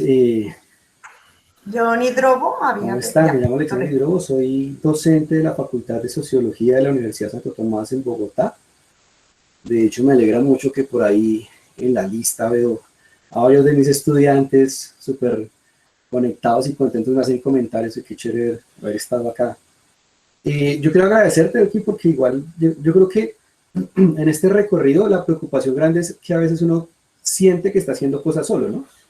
Como reflexionando en temas de paz, nosotros tenemos una línea de Sociología de la Paz en la facultad y en los trabajos de campo nos encontramos permanentemente el tema del arte. De hecho, el comentario y la pregunta va un poco en este sentido. Claro, estamos en escenarios de trabajo un poco más desde lo que es el tema de construcción de paz territorial. Y en ese ejercicio nos hemos encontrado colectivos que le trabajan y le apuestan muchísimo al tema del muralismo en los territorios. Entonces, claro, aquí hay una postura y una lectura de lo que tú nos presentas muy disciplinado desde mucho tiempo atrás, o sea, lo que ha recogido, y nosotros lo que hemos empezado a recoger es precisamente lo que se intenta trabajar de temas de memoria y construcción en estos lugares. Hay un poco el tema de la memoria que tú tocas, que me gusta mucho cómo se plantea de que el artista pues usa mucho lo estético también para presentarlo, y digamos que el caso de las víctimas o las poblaciones que han sufrido de frente el conflicto pues usan más otro tipo de ejercicios para reconstruir su memoria. Pero a mí me ha causado muchísima curiosidad, no sé si te lo has encontrado por ahí en el camino, el tema de estos trabajos colectivos que permiten que el arte en sí mismo funcione como no sé si sea la mejor palabra, pero como un catalizador o la mejor manera de viabilizar el tema del duelo, por ejemplo. Entonces, ya no está la fotografía, como tú lo enuncias, sino que en este caso vamos a pintar el mural con la memoria. Es un poco lo que está haciendo Albán, por ejemplo, con la memoria en el Cauca, en el Patía, recogiendo los murales que se construyen con la comunidad. Cada mural se dialoga, tal vez se llega como a otro nivel en el que las víctimas son las que diseñan eso, y lo hacen, creo que es lo más bello. No sé si tú nos puedes contar un poco eso, de lo más bello es que lo diseñan desde claro, ninguna teoría aquí súper elaborada de lo estético y los colores, ¿no? Es más bien eso que va emergiendo también en el diálogo permanente. Sí, pues yo creo lo mismo. Los artistas que trabajan en el territorio sobre todo son mediadores, ¿no? Y no van a hacer trabajos escultóricos para la comunidad, sino que se trabaja con la comunidad, ¿no? Y en esos trabajos con la comunidad o con actores del conflicto, pues los aspectos formales o estéticos entendidos desde un punto de vista esteticista no tienen importancia, ¿no? Los cuadros de la guerra que no hemos visto, pues parecen pintados por niños de 6 años. Alcanzaron a ver ahí el del corazón, es como representan niños que tienen de 6 años el mundo, ¿no? Una mirada cenital, pero los cuerpos de perfil. Entonces toda esta incorrección o toda esta ingenuidad, que se podría llamar también naif, pues es lo menos importante en eso. Sino lo importante, como está señalando John, es la posibilidad que con ese ejercicio plástico o visual lo que se está activando es la memoria o de quien participa en el proyecto como tal, porque está verbalizando mucho. como aquello a lo que se le está buscando rendir memoria, que tiene que ver, por ejemplo, con no olvidar, que es indispensable en todo esto. Pero repito que todos estos ejercicios son colaborativos, son catárticos y tienen esa importancia, ¿no? Que esos modos de hacer movilizan, esos modos de hacer, el mural, movilizan modos de ser y de percibir el mundo, y creo que es lo más importante. Y que todo esto se hace de manera colectiva. Insisto en lo colectivo con respecto a lo del artista acá en Bogotá, en la calle 19 con Cuarta, que donó una escultura en nombre, con respecto al asesinato de Dylan Cruz. Y a mí eso me parece un procedimiento completamente incorrecto, que de manera individual, sin estar articulado a ningún proceso colectivo, usted va y dona una escultura. Cuando miren, lo que estamos mostrando es que son procesos colectivos donde aparece algo, y que esos procesos colectivos tienen un sentido. El modelo del artista individual que llega y pone algo, eso no tiene ninguna importancia. Porque hoy en día en el arte político no podemos pensar que un artista representa a las víctimas o habla en nombre de las víctimas como si las víctimas no pudieran hablar por su propia cuenta. Y eso a mí me parece muy delicado, me parece muy ofensivo, esa modalidad de los artistas que operan de manera individual y en este caso seguramente con una intención de visibilidad, ¿no? Y como recurrió a algo tan extremo como coserse los labios y hacer una huelga de hambre, convoca inmediatamente un poco de apoyos, ¿no? Pero toca tener mucho más mesura, ¿no? ¿Qué legitimidad tiene eso? ¿Cómo se instaura allí? Si potencialmente el gobierno llegara a hablar con él, ¿a quién está representando? No, esos son procesos desarticulados que para mí no tienen ninguna importancia, así eso se vea como un martirio, ¿no? Me parece que hay mucho más de manipulación con respecto a una visibilidad individual. No, todos estos procesos colectivos son los que tienen un tipo de efecto, o tanto en la comunidad que participa, como en aquellos que se integran de otras maneras. Y allí no importa lo técnico o lo profesional, sino la potencia creativa como un acto, que también es un acto de habla, ¿no? Entonces, eso es lo que creo con respecto a ese tipo de prácticas, John. Sí, y un comentario chiquito frente a eso es el tema de temas investigativos, esa frase que hay que superar un poco, de vamos a darle voz a los que no tienen voz, no. El tribunal de alguien que se puede atribuirle voz o quitarles a los otros. No, por eso, ese es el modelo de la concientización, que el artista o el intelectual, porque sucede con los intelectuales, creen que desde su escritorio pueden diagnosticar la verdad del mundo, ¿no? Ese es un modelo de teoría crítica, pero obsoleto y sin ninguna importancia, aberrante hoy en día que se practique eso, o en el mundo del arte o un modelo de intelectual, pues no tiene ninguna gracia, ¿no? Yo aquí pues todo esto tiene también como un apoyo teórico en torno a Jacques Rancière, quien me ayudó a mí ver como el arte crítico desde otra perspectiva, ¿no? Yo creo que en la filosofía política Rancière ha hecho unos aportes que a mí por lo menos me permitieron como plantearme los problemas desde otro lugar. Yo que como sociólogo estoy muy bien formado en teoría crítica, pues he desechado toda la teoría crítica tradicional. Así la sigo enseñando porque le tengo reverencia a Theodor Adorno, por ejemplo. Pero creer que eso me permite a mí como un modelo de movilización o de agencia política, pues no tiene ninguna, como el señor que se selló los labios allá, eso no tiene agencia política, en otros términos. Antes de que se me olvide, pues si están interesados en producción académica, acá les dejo mi perfil donde hay como 10, 11 artículos de adelantos de lo que fue todo el proceso de investigación. Entonces hay unos especializados en Erika Dietes, otro en el Salón del Nunca Más, otro en lo que hace Juan Manuel Echavarría con los desmovilizados, ¿no? Entonces, por si alguien quiere consultar. Muy bien, gracias, Elkin. Le damos la palabra a Catherine Tavares, que pidió la palabra. Sí, muchas gracias, profesora Sandra. Bueno, creo que un poco con la intervención que se hizo ahora, estaba señalando una de mis preguntas, sin embargo voy a hacerla. Bueno, yo soy estudiante del tercer año del doctorado en Sociología, de aquí de la Universidad del Valle, y yo tengo un trabajo previo con un museo, que es el Museo de Roldanillo. Mi tesis se llama Museo de Artistas para Artistas, y entonces pues tengo un abordaje del arte desde la sociología, y creo que, como lo dijiste ahora, tu abordaje es más desde el arte crítico, que hay unas diferencias significativas frente al asunto. Y mis preguntas están en relación entonces porque el título de propuesta es arte en contexto. Entonces yo me hacía la pregunta, bueno, cuando iniciaste, bueno, son 6 tesis, yo no encontraba claramente cuál era la lógica en la cual situabas esas 6 tesis, porque con la primera, cuando señalas lo de los rostros y los rastros como un elemento para hablar del indicio, entonces ahí sí creí que nos íbamos a encontrar desde la sociología, pero después veo que la cosa se fue por otro lado. ¿En qué sentido?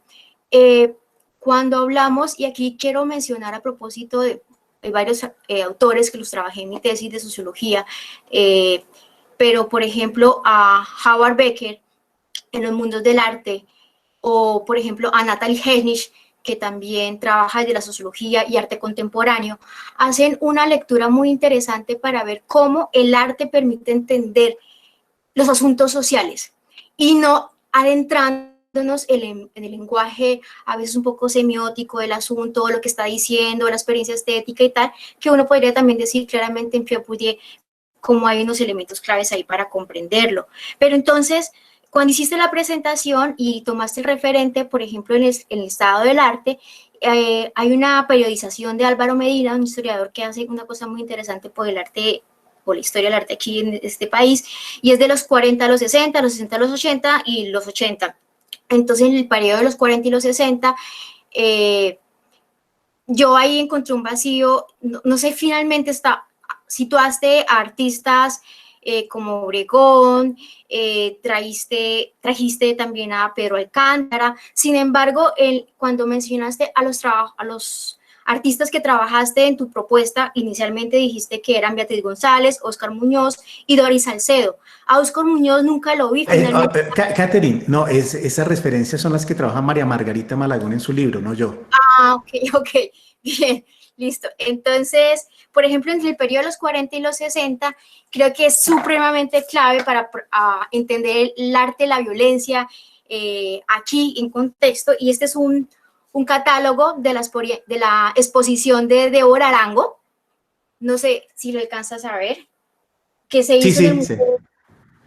Aquí hay unas obras buenísimas de Débora Arango a propósito del Bogotazo, el tema de la justicia, precisamente en ese periodo de la violencia con V grande. Entonces, creo que ahí tenemos un referente enorme, más allá, obviamente, cuando hacen la clasificación hacen 2 alusiones a la obra de Débora Arango en relación a la violencia, y creo que es mucho más lo que ella tiene que aportarnos en términos de una representación femenina de la violencia, y desde algo que plantea claramente Heinisch en términos de lo que aporta el arte a la sociología, y es la posición del artista. Y un poco aquí quería comentar también, entonces, si uno, y con lo que le respondías a John ahora, si uno plantea la idea del arte público, si nos pensamos un poco en ese rol del artista, el arte público activa ciertas ciudadanías dependiendo de la manera como construye la obra, claramente, pero...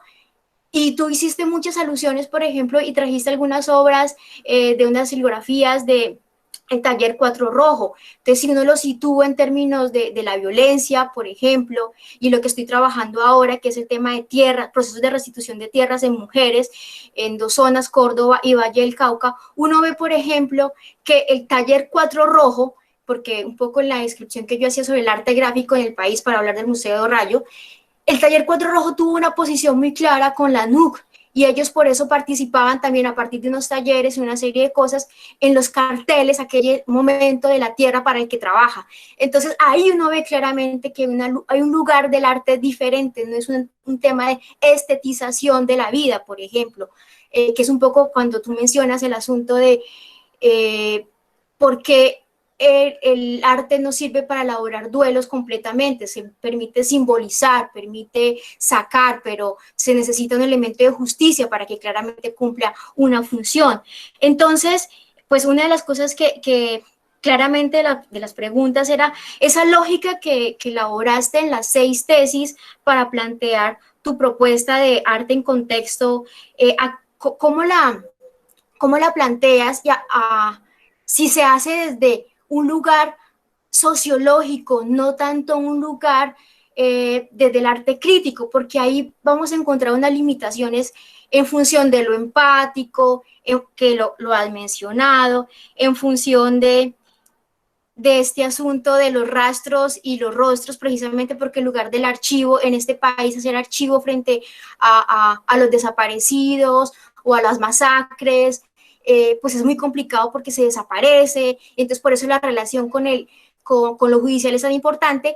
Y hay algo que veo en tu presentación que yo no sé si no se hace explícito y es necesario hacerlo a propósito, y es como la ley 1448 en el 2011, cuando planteó los 5 ejes de reparación integral, planteó uno, que es un poco el tema de las medidas de satisfacción. Y en esas medidas de satisfacción habló precisamente de la construcción del Museo, por ejemplo, Nacional o de la Memoria. Y entonces ahí uno encuentra una desbandada, uno podría decir que es el marco institucional, contextual, para ver cómo todavía hay una serie de emergencias muy interesantes, ¿sí? De artistas como mediadores, por supuesto, pero entonces donde hay que entender claramente el papel del lenguaje en ese momento. Es un lenguaje para representar algo que no se ha podido decir de otra manera, pero para hacer justicia, en el marco de una justicia transicional, pues se necesitan de otra serie de elementos y por eso el arte, pues no se le puede pedir más realmente. El arte solo permite representar y claramente uno encuentra en la obra de Beatriz González, por ejemplo, o en la de Doris Salcedo, una potencia en términos de cómo dice algo, y ese dice algo sin ninguna pretensión más allá de representar ese asunto. Los múltiples lenguajes que se deriven de ello es otra cosa, y es lo que pasa en este papel de ciudadanías que cumplimos todos desde distintos lugares. Entonces, a mí me deja preguntas para seguir discutiendo. Seguramente un asunto que me interesa es cuál es la cuestión política del arte, pensando que el artista solo es un sujeto más, ocupa una posición en unas formas de relación, y entonces cómo estamos leyendo o llamamos a ese artista para que diga, opine o no, haga o no, cuando es materia de otros actores sociales también en función del momento histórico que vivimos. Entonces, creo que me gustaría escuchar también, aparte de la pregunta de la lógica para pensar las tesis, en tu planteamiento, ¿qué piensas frente a esa cuestión política del arte? Acabo de... Pues mira, Catherine, pues son muchas preguntas y en muchas de esas pues no habría ni tiempo ni tendría capacidad de responderlas todas. Pura falta de capacidad.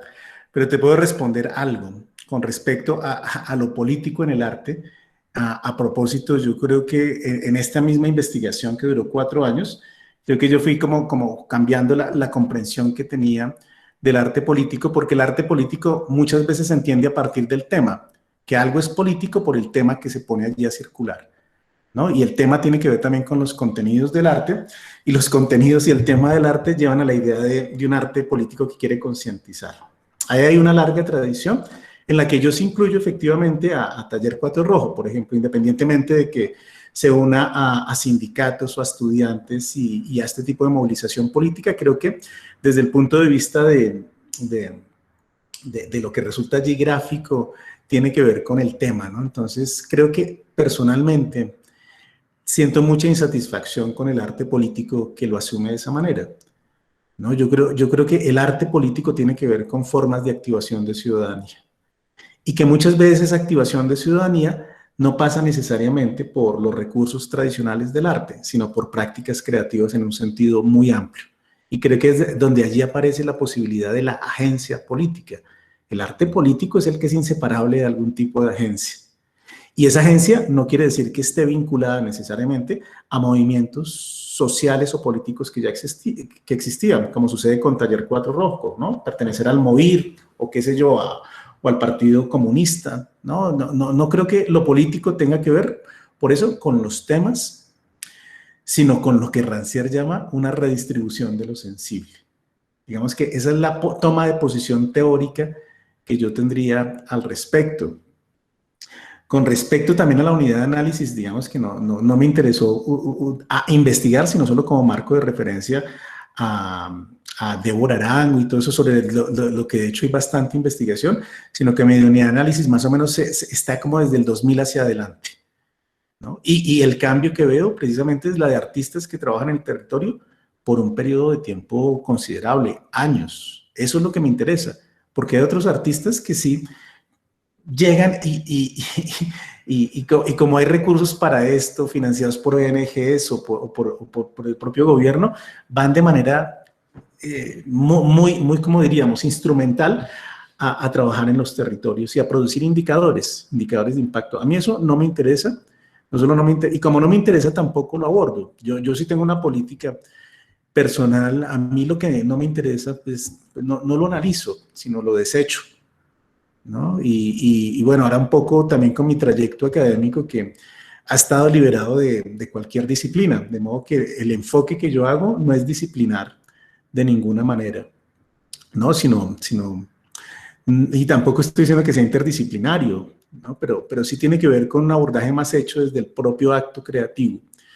La construcción de las tesis.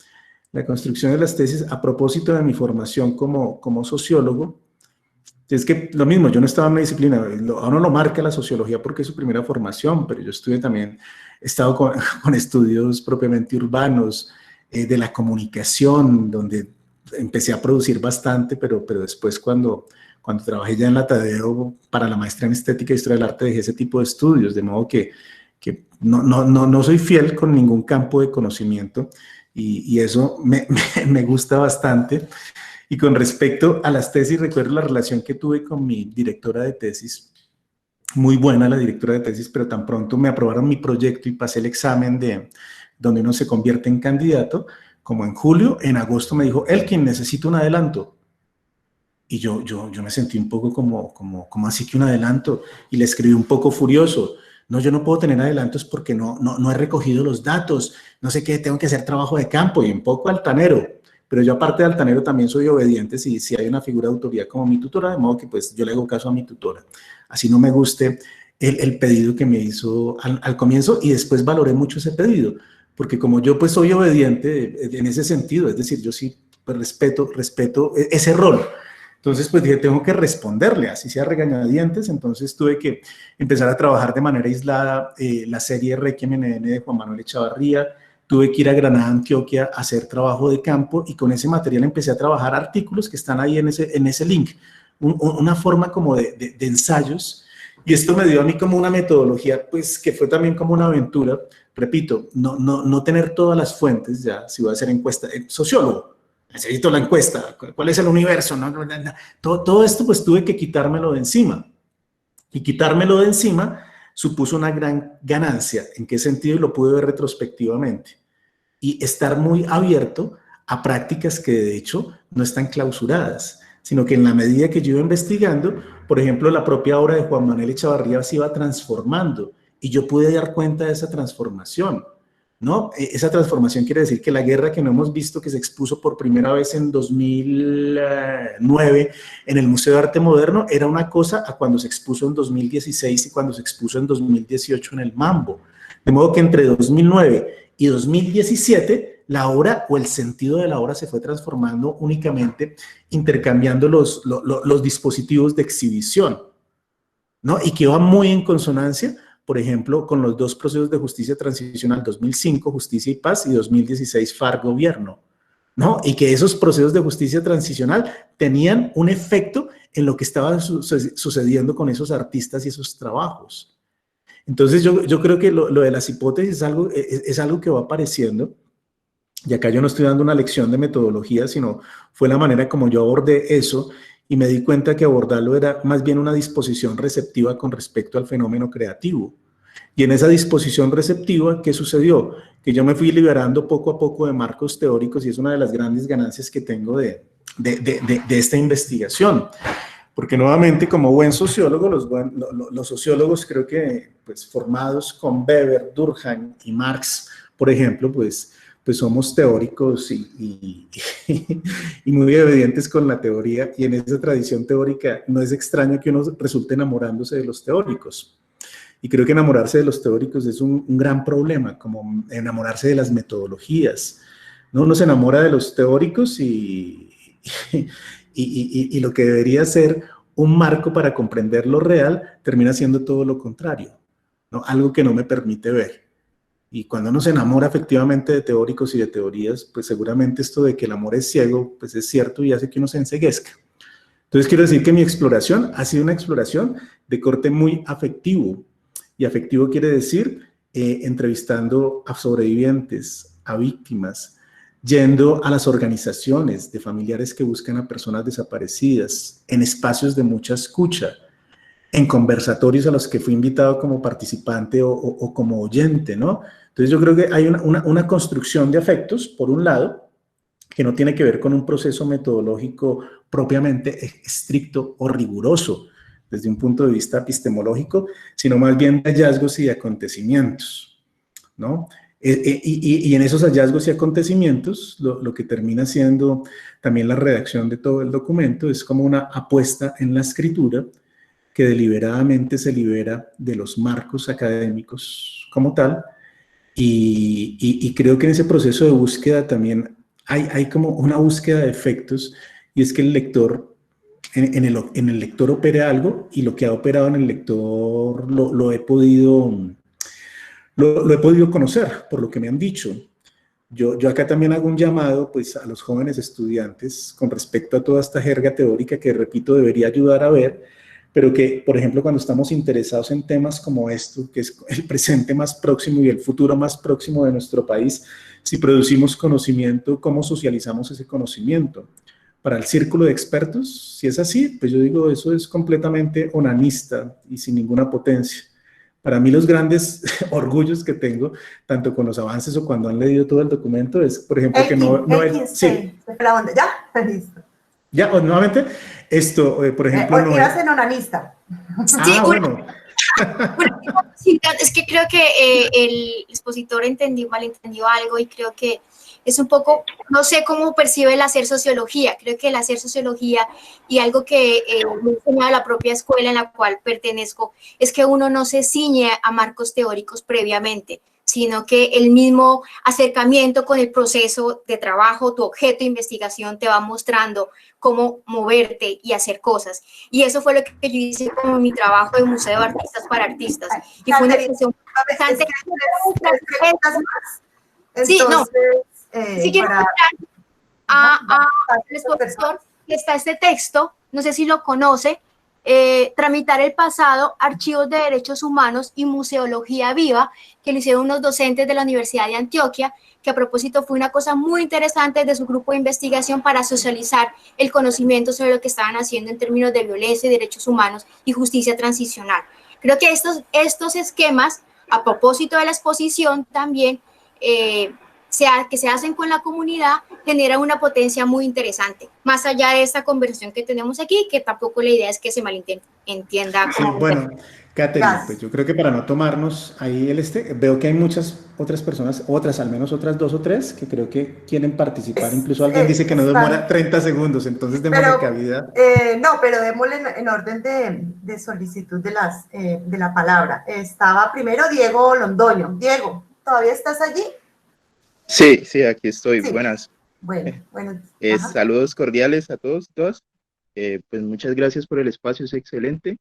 Y pues mis preguntas son más modestas y son las siguientes.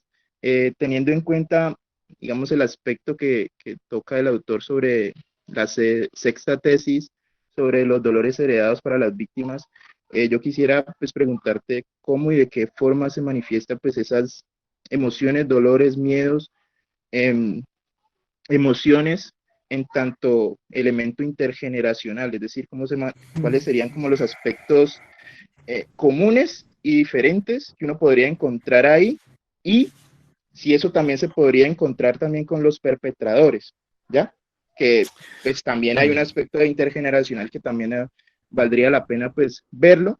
Y una pregunta adicional, si esto, digamos, ¿cuáles serían como las diferencias, si se puede mirar más adelante con el aspecto de la memoria como hecho social también, ahí cómo estudiarlo ahí, cómo se manifiesta, y si eso también tiene una diferencia y similitudes con el aspecto urbano y rural, es decir, de las víctimas que viven en el campo, o también hay víctimas que están pues en lo urbano, ¿no?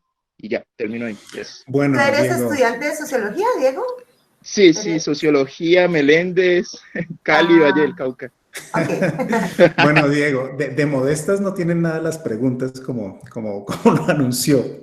Descartemos la última porque sobre esa no puedo decir nada, ¿no? Porque quería como tener un conocimiento de trabajo de campo.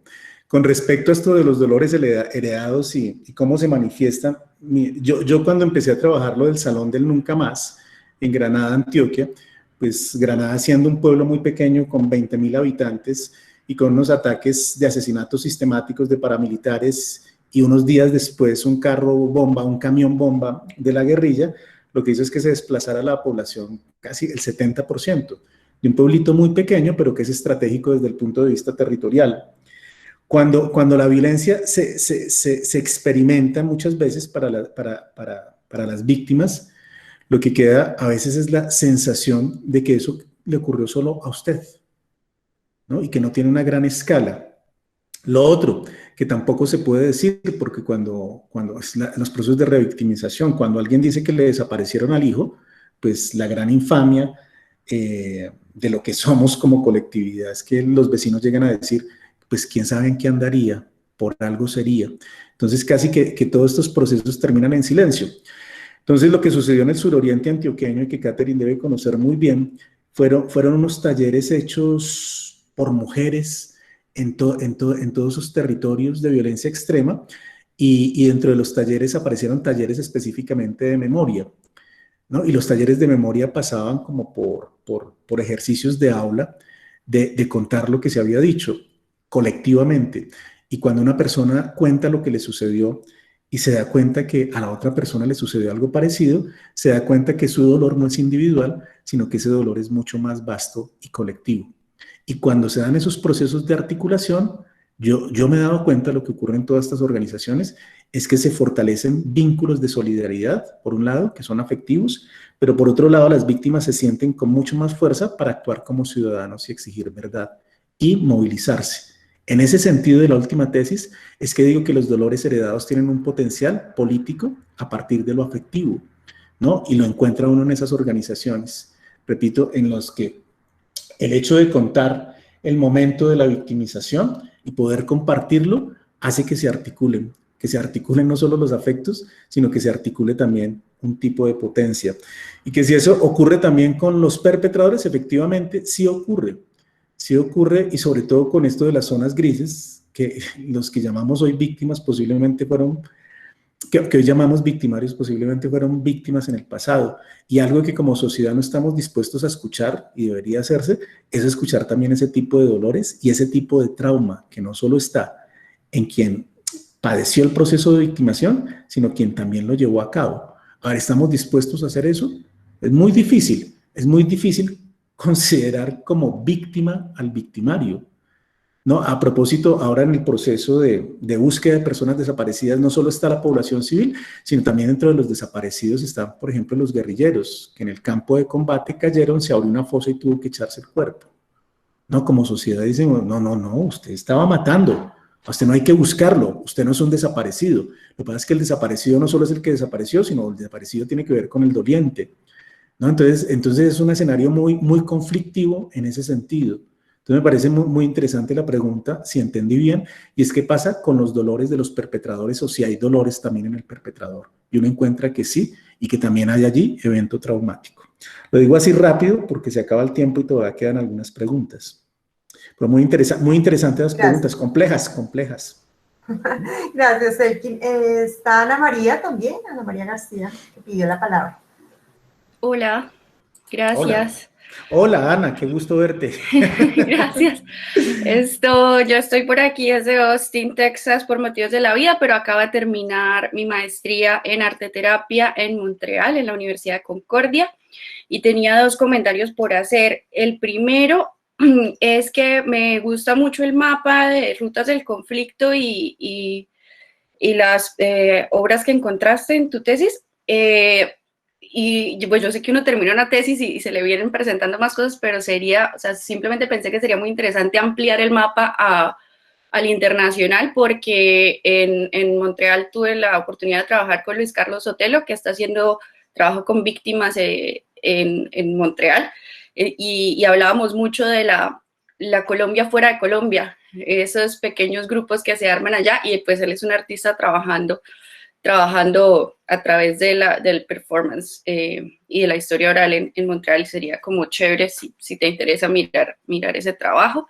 Yo solo era la asistente de él, o sea, no tuve mucho que ver ahí, pero me pareció interesante. Lo otro que quería comentar es pues que me siento muy como relacionada cuando dices que uno termina su trabajo y cómo lo pone a circular.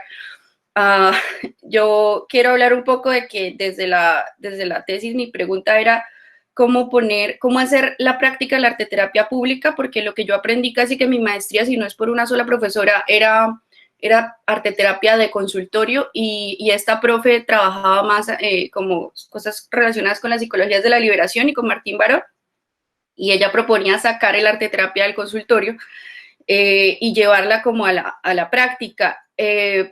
Sí, pero la realidad de Canadá es completamente diferente a la de Colombia, entonces yo lo que traté de hacer fue un poco acercarme al arte en Colombia y a las prácticas que tú llamas de activación del habla, o a las prácticas que se relacionan con el público, que en algún momento tenía que ver con... Bueno, ya olvidé los términos en este momento porque estoy descansando de la tesis hace ratico. Pero bueno, lo que yo quería decir era también como que es importante pensar en la curación o en la transformación desde la psicología, no solo con la víctima como persona que puede tener un trastorno de estrés postraumático, sino con el trauma colectivo que existe en el país, y cómo la producción artística que se ha dado en torno a este tema sí genera ligeras pero fuertes transformaciones en las personas que las viven. Yo la encontré bastante en los catálogos de las exposiciones. A mí me sorprendió mucho cómo por ejemplo, la exposición de las tejedoras de Mampuján en Bogotá se veía reflejada en los comentarios que dejaban las personas sobre la exposición, y eso quedó registrado en el catálogo que salió de esa exposición, y cómo esos vínculos se van creando. Pero entonces al mismo tiempo me duele que esté centralizado. Yo soy de Bucaramanga, entonces a mí me parece que todo pasa en Bogotá. Y sí sería interesante llevar esto a otras ciudades, a territorio, llevar las exposiciones que son tan valiosas a territorio, pero también con un dispositivo de activación del habla, o no sé si lo estoy utilizando bien el término, pero por ejemplo, yo lo que vi es que hay metodologías como el estudio abierto de arteterapia, que después de una exposición, o que en Montreal se utilizaba en el Museo de Arte Moderno, como para que las personas después de la exposición pudieran como hablar a través de la imagen, hablar a través del arte, y se sentaban todos juntos a charlar sobre lo que acababan de ver. Eso me parece que sería como quizás muy útil en Colombia, pero no sé qué hacer a partir de lo que acabo de estudiar. Todavía estoy buscando conexiones o formas de poner eso en práctica, y pues sobre todo ayudaría con los dolores heredados. Sería lindísimo poder tener al chiquito del que hablaron hace unos momentos viendo una exposición de Jesús Abad Colorado y hablando sobre eso con otros chiquitos, y teniendo de pronto una figura que los acoja, y que acoja eso que dicen sin juzgar, sin concientizar, sino más bien escuchando y como conteniendo el espacio y preguntándoles, pues para que todos como colombianos, no solo ellos, yo misma, o sea, todos nos preguntemos qué papel jugamos como espectadores, qué papel jugamos en nuestros privilegios, en esta guerra que hemos tenido tantos años, y que se tiene que tratar de transformar a otros niveles, no solo persona por persona, sino a nivel colectivo. Y lo último que me parece muy interesante, que no se ha hablado mucho aquí, y es como el arte no es suficiente. Bueno, medio lo hemos mencionado, pero es como que 3 de los casos que yo trabajé en mi tesis, o sea, el de las cantadoras de Pogue, o sea, ya están otra vez Ana en María, una mala disculpa, situación. Sí, ya estamos sobre el tiempo, y queda una pregunta más. Ya, Sí, eso favor, todo, ir simplemente acotando. como que hay que tener como responsabilidad y no dejarle todo al arte, porque Sí. pues ya. Mira, Ana María, pues no va a responder porque pues lo tuyo es una participación que me parece muy valiosa, lo que estás indicando ahí, descentralizar, trabajar y tener un efecto en las comunidades real, pero también esto último, que a veces cuando los artistas trabajan estos temas, a veces se les pide cosas que no le corresponden a ellos, ¿no? Es decir, ¿por qué se le pide al arte y a los artistas algo que le corresponde a los perpetradores y al Estado? Como por ejemplo la reparación simbólica y económica o la verdad y la justicia, ¿no? Entonces, estas prácticas tienen un límite y yo creo que entenderlas con ese límite. Tienen potencia, pero no hay que pedirle más de aquello que de hecho pueden dar, ¿no? Que no se convierta en el sustituto y a veces en los indicadores que el Estado quiere, ¿no? Entonces, por medio de prácticas artísticas logramos pacificar a una comunidad. Bueno, ¿y dónde quedó lo de empleo, salud, vivienda? Que son indicadores importantes para la pacificación, de hecho, ¿no? Entonces, no, el arte muy interesante, todo esto tiene unas potencias, pero tiene, desde luego, enormes límites y no hay que pedirle más allá de lo que puede dar. Creo que entonces hay más preguntas. Gracias, Ana María. Sí, creo que hay una última pregunta de Gloria Quinchía. ¿Gloria? Sí, hola. Bueno, hola. Indicar, por favor, quién eres, de dónde, de qué institución vienes. Bueno, soy Gloria Quinchía, soy de Medellín, pero vivo en Madrid, Cundinamarca. Soy estudiante de primer semestre de sociología, o sea, no soy todavía ni una bebé de socióloga, soy como algo así como un embrión de socióloga. Y nada, pues simplemente quería darte las gracias. No tengo nada que decirte desde lo teórico, metodológico, porque no tengo conocimiento de ello. Pero de alguna manera quería expresar la gratitud de maravilloseamiento con tu trabajo y darte gracias porque a través de tu trabajo también estás como visibilizando todo el trabajo de esos artistas que al mismo tiempo está visibilizando la tragedia que hay tras ello. Entonces, nada, pues simplemente decirte que me llegó al alma y que como, wow, qué bonito y qué chévere. Era solo eso. Bueno, Gloria, pues muchas gracias. Yo había dicho algo que cuando las víctimas leen lo que yo he escrito y primero me dicen que lo entienden, yo digo que entonces hice un buen trabajo, porque personas que no pertenecen al ámbito académico no solo comprenden, sino además también se contribuye a construir sentido. Y repito que hay como una responsabilidad social cuando uno investiga estos temas, repito, volvemos a lo que Ana María, cómo circula y por dónde debería circular. No, si eso queda como en el discurso experto, para mí no tiene ninguna potencia. Ahora, como ya estamos cerrando, solo indicaría algo, y es que cuando yo entregué mi documento como tal a finales de 2018, pues fue como una liberación, y bueno, suceden cosas, y los que trabajan con estos temas desde el punto de vista de la investigación o como práctica artística sabe que pasan cosas muy extrañas y que ese dolor es como un dolor que termina uno incorporándose y teniendo unos efectos a veces muy pesados desde el punto de vista psíquico y desde el punto de vista físico, muy fuertes. Entonces yo desde que entregué esto dije, yo no sigo investigando por ahí, es una decisión.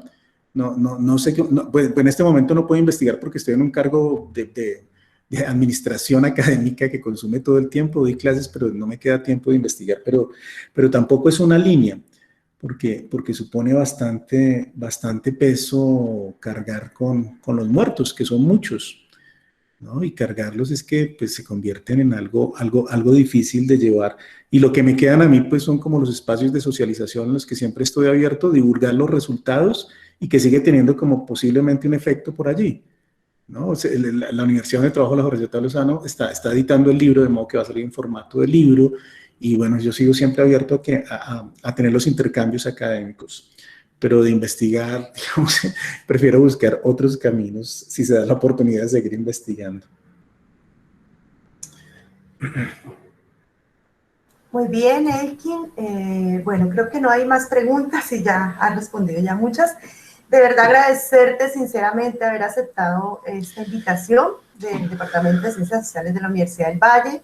Fue un gusto tenerte con nosotros aquí y bueno, esperamos que no sea la última. Ajá. Y bueno, me cuentas cuándo saldrá publicado el libro resultado de tu tesis doctoral, pues como para darlo a conocer y creo que sí. Tal vez a algunas de las personas o varias de las personas que están aquí les podría interesar. Entonces, bien, Sandra, muchas gracias por la invitación a la facultad y a todas las personas que se conectan. Y repito, por eso pedí que me dijeran de dónde vienen, porque definitivamente esto es mucho más eficiente que la presencialidad si uno quiere divulgar, ¿no? Entonces, tener como personas de distintos lugares, ahí me parece que es mucho más interesante. Entonces, a las personas que se conectaron y estuvieron atentas, pues muchas gracias, muchas gracias. Y a ti, Sandra.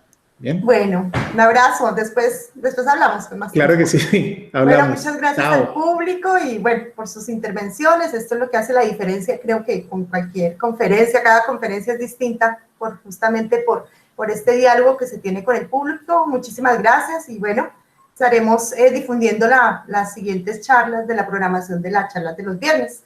Muchas gracias a todos por su asistencia. Adiós.